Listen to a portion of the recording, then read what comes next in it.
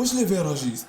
نتمنى من الله كامل تكونوا بخير وانتم كتفرجوا في هذا الفيديو وفي هذه الحلقه الجديده واللي صراحه ما كنتش ناوي نديرها، ولكن من بعد بزاف ديال الاحداث طرات ضد المجموعات المغربيه فانا ما قدرتش نبقى ساكت وكنشوف، زياده على انني صانع محتوى مختص في تقديم كل شيء كيخص عالم الالتراس المغربيه خاصه والعالميه عامه. فمن خلال العنوان والمينياتير الفيراجيست غتكونوا عرفتوا مضمون حلقتنا ديال اليوم، واللي غنهضروا فيها على مظاهر قمع الالتراس المغربيه في الاونه الاخيره من طرف السلطه والجهات المعنيه. فقبل ما ندخلوا في صلب الموضوع فغنطلب منكم تخلصوا الكونسوماسيون ديالكم الخوت، واللي كتمثل في لايك للحلقه، ونحاولوا نوصلوها لاكبر عدد من لي لايك باش تزيد تطلع الناس اخرين وحتى هما يستافدوا. والاشتراك ديالكم في القناه غيخلينا نقطعوا الامتار الاخيره باش نكسروا حاجز 100 ألف مشترك في القناه. المهم كلشي راه عندكم تما، ديروا اللي عليكم وحتى انا غندير اللي عليا. في الاونه الاخيره لاحظنا ان اي حاجه في الحياه كتحتاج للسوشيال ميديا باش تنجح، وملي تنقول السوشيال ميديا فراه كنهضروا على الفولورز والمتابعين اللي ولات عندهم قيمه كبيره بزاف في اي حساب. داكشي علاش جبت لكم موقع جيت فولورز ايزي، واللي اغلبيه مشاهير الانستغرام والسوشيال ميديا كيخدموا به لزياده متابعينهم، ولكن عمرهم ما دواو ليكم عليهم. وهذه هي الفرصه النيت باش ندويو على احسن موقع لزياده متابعي السوشيال ميديا، جيت فولورز ايزي.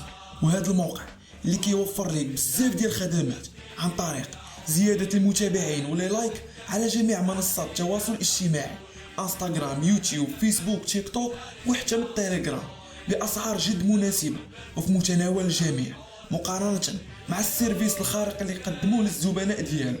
بالنسبه لطريقه التسجيل وشحن الرصيد فراه بسيطه بزاف وواضحه لكم في الشاشه، ولاي مشكله واجهاتكم في الموقع فراه غتلقاو بوطونه الواتساب اللي غتنقلكم مباشره للتواصل مع الستاف الخاص بالموقع.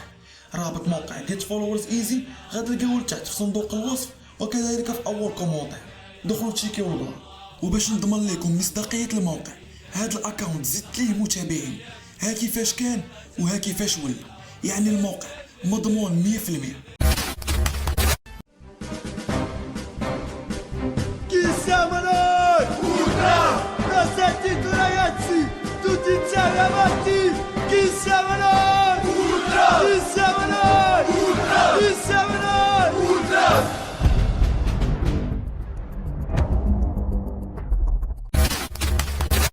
بسم الله الرحمن الرحيم. اولا وقبل اي حاجه غنبغي نسولكم واحد السؤال: واش الموفمون والحركيه الخاصه بالالتراس في السنوات الاخيره تقدر تقارن مع حركيه هذا العام؟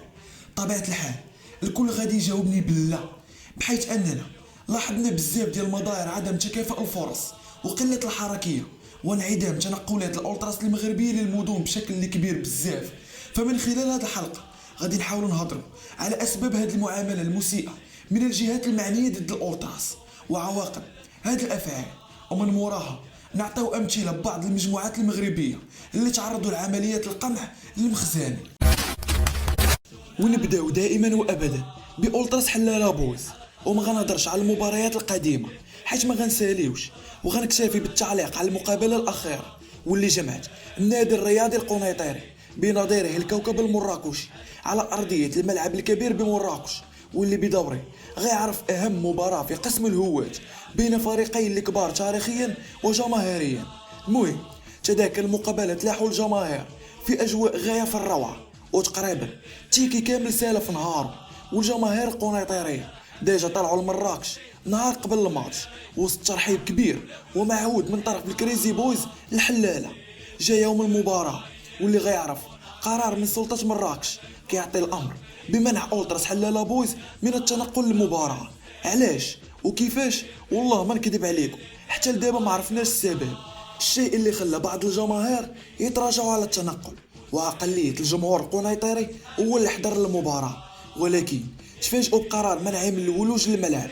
وهذا الشيء اللي بطبيعه الحال هو اللي كيخلي الشغب ينوض ويتكتب رابور جديد بشغب الجماهير، واللي حلاله ديجا مولف هذا الشيء وعايقن ليهم بالملعوب، واستعانوا بالصبر وتسناو قرار من اداره الفريق، واللي من بعد اكثر من 30 دقيقه على بدايه المباراه قدر المكتب المسير للكاك أنه يفرض قرار السماح بالجماهير القنيطرية بالدخول للملعب في الشوط الثاني بعد ما الفريق هدد بالانسحاب ديالو من المباراة. حلالة بويز دخلوا الملعب أخيرا وبطريقة حضارية ما فهموهاش بزاف ديال الناس، غنشرحها لكم حتى هي. حلالة بويز خلات الباشين فيكسي في الكرياج وانسحبوا من المدرجات لمدة 10 ديال الدقائق، وهي رسالة مفادها أن حلالة بويز موجودة بمبادئها وبشغف الجماهير القنيطرية، الحركة اللي كتبين على النية الصالحة للأولتراس ضد شعوذة السلطة لإيذاء الحركية وإلفاق تهم باطلة في حق الأولتراس. وبالرغم من خسارة الكاب فرا شفنا تحية متبادلة من حلالة بويز والكريزي بويز، وكذلك ميساج من المجانين كيعبروا فيه على الاحترام المتبادل بيناتهم وبين الجماهير القنيطرية.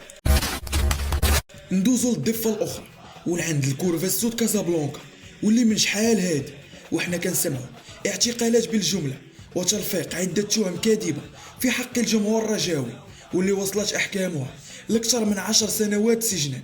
نرجعوا اليوم مباراة الرجاء الرياضي ونظيره نهضة بركان، المباراة اللي تلعبت على أرضية الملعب البلدي ببركان. تصدر قرار منع الجماهير الرجاوية من التنقل لمدينة بركان. علاش وكيفاش فرا والله ما عرفتش. نزيدكم فرا قرار منع خداوه ليلة المباراة، وهو الشيء اللي كيدل على عدم الاحترافية داخل بطولة سميت بالاحترافية. وبالنسبة لقرار المنع فانتشرت بعض الأقاويل واللي كتقول أن السلطة توقعت وقوع حرب أهلية بين الجمهورين بجوج، وهي الحاجة اللي أنا وانتوما عارفين أنها ما غتكونش. وعلاقة الكورفا السود والأورانج بويز من ديما كيسود عليها طابع الاحترام المتبادل. وكخلاصة ومن أجل الاحترام التام لكرامة المشجع الرجاوي والمغربي عامة، قررت الكورفا السود كازابلانكا بقيادة أولتراس جرين بويز وأولترا إيجلز بمقاطعة المباراة، ودعاو الجماهير الرجاوية إلى عدم التنقل من أجل عدم السقوط في فخ الاستدراج المنصوب للجماهير، واللي ديجا شفنا أمثلة مشابهة من قبل. وفي مقابلة أخرى جمعت الرجاء الرياضي بمولودية وجدة على مركب محمد الخامس بالبيضاء. الكورفا السود غتعلن على عودتها للمدرجات مرة أخرى، وهذه المرة تحت رسالة حضارية كتضمن دخول جمهور مرتديا اللون الأسود تعبيرا عن مدى ما يطالبون من انتهاك حقوق الجماهير الرجاوية، وهذا الشيء بالفعل اللي كان. خليكم تشوفوه.